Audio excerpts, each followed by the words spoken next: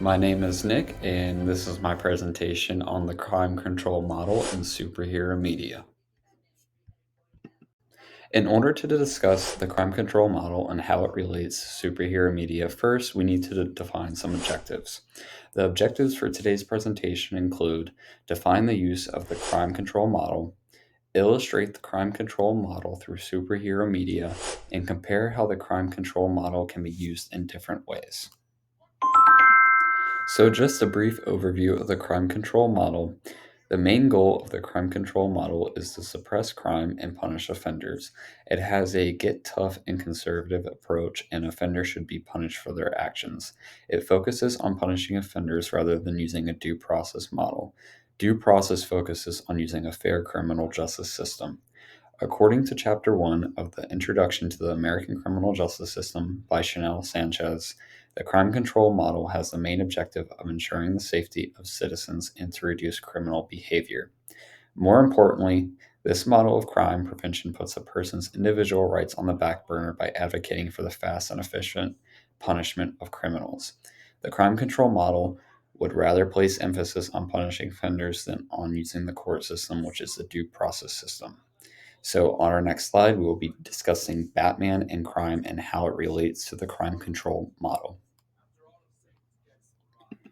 So, one of the objectives is Batman and how he relates to the crime control model. So, Batman, he seeks retribution through punishing offenders, vengeance and pain, uses the crime control model rather than due process.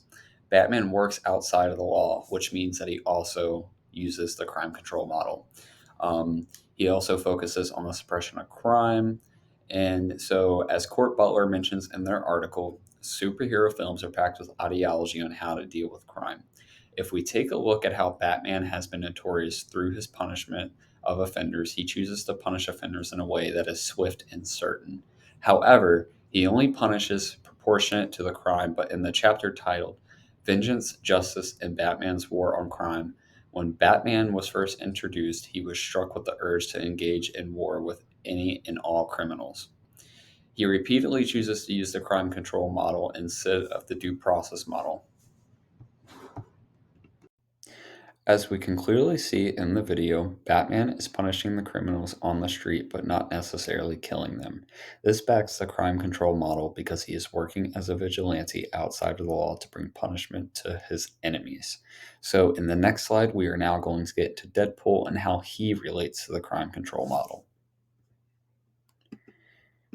So, if anyone is familiar with Deadpool, Deadpool kind of sort of shows the crime control model in a way. So, he plays the role of judge and executioner. He does not have a moral issue with killing, he just kills because he is a mercenary. He focuses on clearing out criminal activity. Um, so, Deadpool, in the next example, plays the role of the mercenary when he encounters criminals in an effort to stop crime completely. Unlike Batman, who, according to Superhero Justice, the depiction of crime and justice in modern age comic books and graphic novels, has the moral justification for taking the life of a criminal, Deadpool does not seem to have a moral issue with killing.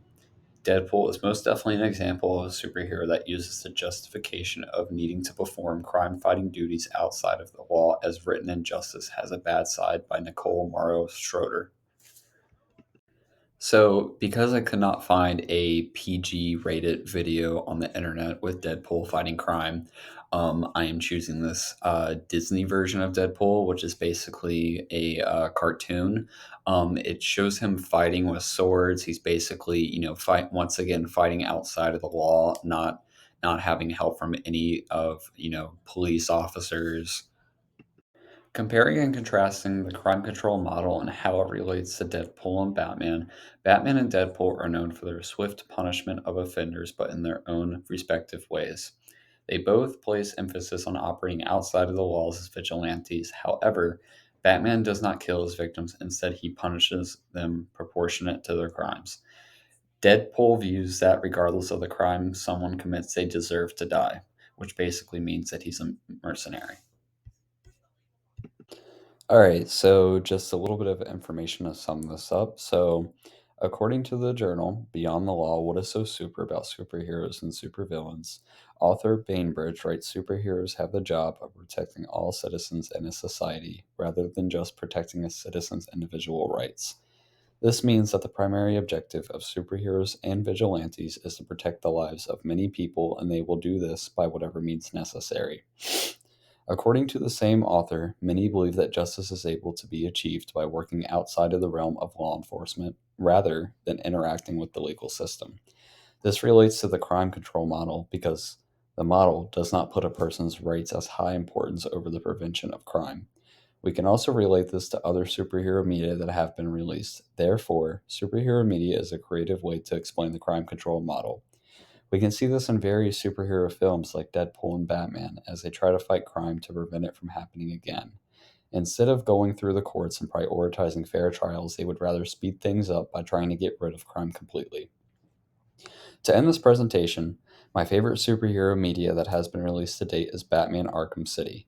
My personal take on this topic is that society deserves a due process model, but Batman Arkham City, the game, does a great job of portraying the crime control model and how Batman punishes criminals less harshly than Deadpool.